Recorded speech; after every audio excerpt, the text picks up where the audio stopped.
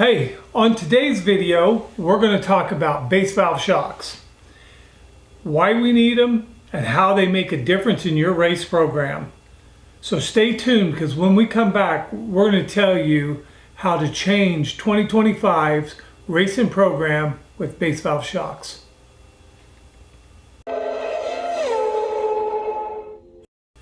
Hey, on this video today, we're going to talk about base valve shocks. We offer a base valve shock in both a 15 series and a 25 series. So we have two different base valve shocks. Oh, and a 13 if you're in a mod light car. But we have two that we're going to talk about today. But what's true about a base valve shock is true straight across the board. Most of our demonstrations or slides today will be based on a 15 series shock. So let's get started on that. As you see here, the non-base valve and the base valve shock are just identical. You can't tell nothing apart in them. They look the same. Ours has always kind of done that. If there's one difference, there'll be a nut on the bottom of the base valve that takes up a little of the shock travel. And in today's world, with the rules that we have, now we're doing a shorter shaft on IMCA stuff. So, but as you can tell, they both just look normal. They look like a normal shock. A base valve looks like a normal shock. A gas shock, a 15 series gas shock here, as we see, has a piston and an oil column, oil, a divider piston, and the gray is the gas column. So this is what's separating. The divider piston separates the oil and the gas, and the divider piston moves up and down as the shaft moves in and out. It's called displacement. We're displacing oil volume with the shaft, so the divider is moving to take to give room for the shaft to displace oil. The divider is very important to the shock in both a base valve and a non-base valve, but in a non-base valve it's very important, has a very important job, and it's a very difficult job. It has to hold the oil column in place, and it has to move away from the compression stack, or the compression of the shock has to move away from it and hold the oil column at the same time. So it's a difficult job, and it can fail at doing it very easily, and it often does. This is something that we see more in modern day racing, because the low gas is desirable. So we do see a lot of gas shocks that are really way too low on gas, and people think this is the way to be, but it's not really. On this next slide here, we see a 15 series base valve. So we have the piston and the oil column. The red is the base valve. And then the next thing up is the divider piston and the gas chamber. So we have basically the same thing with the added piece that we have the base valve, okay? And as you can see here, the base valve is red. And it's fixed in the tube. It doesn't move up and down in the tube. Now that oil column that's being pressurized by the compression stroke, it's under pressure, it's being pushed. Now it has something very solid to push against. The base valve has shims on both the bottom and the top side, just like the main piston does. So now in the compression stroke, the base valve goes up there and it hits the shims and the stuff on the base valve, and that holds the oil column, and that allows pressure to be built. Here you see the difference, the two base valve on one side and non-base valve on the other. And you see, that the base valve is taking up room. You also see that the divider piston's a little smaller for the base valve. But we have the base valve, we have oil on the bottom side of the base valve, which is under pressure. It's a higher pressure. As it goes through the base valve, it depressurizes and it becomes a low pressure system, and then the divider with less gas can handle that side of the oil column. So we end up with a shock that has less rod force and stuff in it. So a gas shock, a standard gas shock, whether it's a 15 series or a 25 series or a 13 series, okay? Doesn't really matter whether it's our shock or somebody else. A standard shock needs gas pressure in it, okay? So it has to have gas to control the compression. So the bigger the compression, the more gas. It only makes sense. Okay, here you see that gas pressure is a standard, and a standard shock is based on the amount of compression. Okay, compression at 10 inches per second, 130 pounds, could run less gas than 100 pounds of gas. In our right fronts, we're going to run 100 pounds of gas. That's just the norm. Okay, mathematically, we see that we could run less gas. But when you look at the shocks, when you look at the oil in the shocks after they come back for a season, it's clear that 100 pounds of gas in some shocks is not getting the job done. It's failing. So rod force is something that's created by the gas pressure, and rod force is something that we're trying to eliminate. We're trying to get away from it because it hurts feeling in the shock, and it hurts feeling the race car. I'm sorry. The gas pressure, the rod force, if we put 100 pounds of gas at full open, we're going to have about 25 pounds of rod force. That's pretty common amongst all shocks. The gas volume is pretty common amongst all shocks, but the gas volume can be changed. It can be cheated, okay? And it's not your builders, after they start building, they start learning, and they're like, oh, hey, if I cheat this gas volume, I can cheat the gas pressure, okay? It's something that can be done. It's just not a good thing to be doing. So sometimes guys will try to sell you on this, optimum gas pressure, because look, you just need 100 pounds of gas in the right front shock. Left front shock, probably 100 pounds of gas. Right rear shock on a non-base valve with about 110 pounds of compression in it, it needs to be 100 pounds of gas. Can you run lower? Yes. Other brands are running 50 and 75 pounds. There has to be some stuff super good going on in there in order for it to work. And honestly, I don't see that. So day in, day out, you're going to be better off with more gas. Okay. Yes, you may not like the feel of it, but then you're going to have to work on other stuff, or you're going to have to go to a base valve. Gas pressure in a base valve shock is not high enough sometimes to push the shaft out. Okay, some of it depends on the divider piston, the availability that the divider piston can move. Is it free in the tube? In some brands, like ours, we do a pressure test to test the drag of the divider piston. I mean, we don't do it on every single part, but we do it periodically to see how much load that the system's creating through the divider. Okay, we've changed the divider and the pressure on the O-ring so it'd be more sensitive, more active.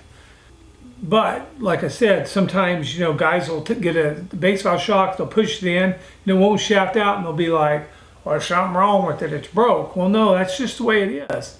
Your seal head creates a little bit of drag, and we're not making that much rod force. We're putting in 35 to 50 pounds of gas in this shock because we want the divider piston to function properly all the time. If it doesn't function properly all the time, the shock is not going to work like it needs to work. So we work on that to make sure that it's good, so we run a little more gas in it. Rod force on a base valve shock will run you about 10 pounds. Unlike a twin tube design, okay, in a twin tube you have a base valve. Unlike a twin tube design, a gas base valve shock still needs to move the divider. Zero gas is not an ideal for race conditions. So there are people that will build zero gas in their stuff, in their shocks, and it's not a good practice. Okay, it could be done, but it's not a good practice. That divider piston will move out of the way with the oil because the oil is under pressure, and if there is not some kind of gas force to push it back, then the shock will try to fail, and it will cavitate the oil, and it cause a dead spot in the shock.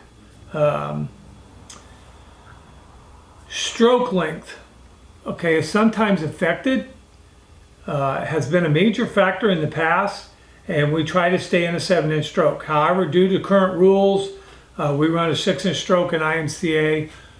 Sometimes if we're on some rough tracks, we'll run the base valve, what we call base valve nut on the bottom. It limits a little bit of stroke, about 3/8 of stroke, and that is the one true difference between the shocks. There is about a 1/4 to 3/8 difference, or 5/16 3/8 difference in length of them, because we did here recently stretch out the body length a little to help us, because it was just too tight. In IMCA, you got to push that dumb shaft in all the time because they think you're going to put some kind of tiny little bump stop in there that's going to do miracles amounts of work, and that's not how it is. But it needs to be pushed in all the way in IMCA, and that does sometimes cause problems for them. The major advantages to a base valve, 90% of the people are going to tell you it's rod force and the lack of rod force, okay? And that's the market tool. That's what we sell. That's what we tell people, okay? That's not necessarily my opinion. If you call, that's part of the conversation we're going to have, because what I'm about to explain is very difficult to explain over the phone. But the biggest advantage is that base valve sitting in there, and that oil column has instant pressure. There's no delay, so it instantly loads up on the base valve, and it creates a zero leg time.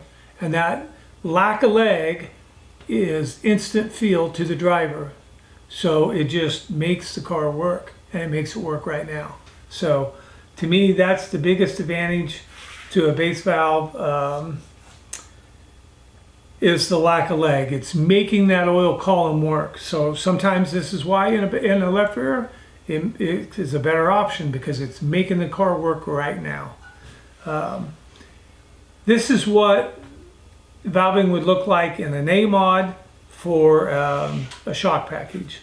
Right front 1-150, maybe a right front 100, 130 with a base valve, 30 psi. So if you don't understand our valving, there's some videos you can watch. I'll try to link them below on how to understand the valving that we have. The left front 175, 160 SRT, non-base valve. It could be a base valve, but in this case we're going to go with a non-base valve. Right rear 140, 110 Elite. Elite is a base valve SRT combo. We call it an Elite when we put the two together. Very, very good right rear. Left rear 150-500. SRT, of course, 300 pounds of gas. Stiff left rear to help hold the car up. Try to get, make the left rear do everything the left rear is supposed to do. Left rear 175-550 base valve, 75 psi. This would be a very good shock all around. If the driver can maintain the left rear, very good shock all the way around.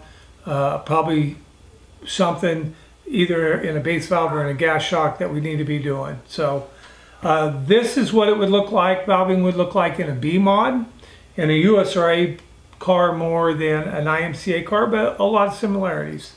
We free up the IMCA stuff a little more, mainly because that's what people want. because it's got to be all about drive. And so we do free up the front a little bit. But a right front GF 300, 130 base valve, 35 PSI, left front 175, 160 SRT, right rear 1-40, 110 Elite, and of course the left rear 175, 550 SRT with 300 pounds of gas in it, and a left rear 175, 500 base valve with 75 pounds of gas in it. This is what valving would look like for a stock car. Right front GF 500, base valve 35 PSI, left front 100, backslash 160 SRT. That shock can be a base valve, it can be a non-base valve. It's kind of budget driven on what you want to do, but in this case we're showing it as a non-base valve. It can be an SRT, it can be a standard shock. Budget driven, just decide what you want to do on that. Right rear 1-50, 110 Elite, 35 PSI, and a left rear 175, 550 SRT, 300 pounds of gas, and a 75, 550 base valve, 75 pounds of gas. The shock packages are going to change because of where you race and your car and the weight of your car and the spring packages, your spring packages. It's all stuff we talk about. Here's what it would look like in a street stock.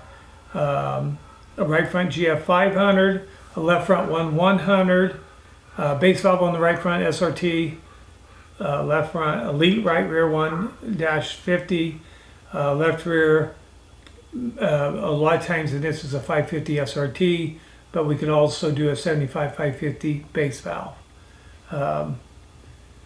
Again, depending on where you race and the roughness in the racetrack or the grip level in the racetrack, is going to dictate what we're going to do. So we're going to sit down and have a phone conversation about your car, your setup, your spring rates, your driving style, and your motor package and your tire package. And then we're going to determine the valving we need. So these valvings are pretty popular, and popular because they work. Not popular because we just do one size fits all. That's why we have the consultation. So we do that to understand where we need to be with the car and the valving. So if your budget allows for a base valve is very good. Base valves are not new for us. We've had them for about 5-6 years or 7 longer. I don't remember. We probably had them longer than that because the base valve goes back to a 20 series. We don't do a base valve in a 20 series because it's just don't work out very well. There's just not enough room. So we've have done away with it. So a little bit about base valves. I'm sorry about that camera over there, and I'm sorry about what we're doing.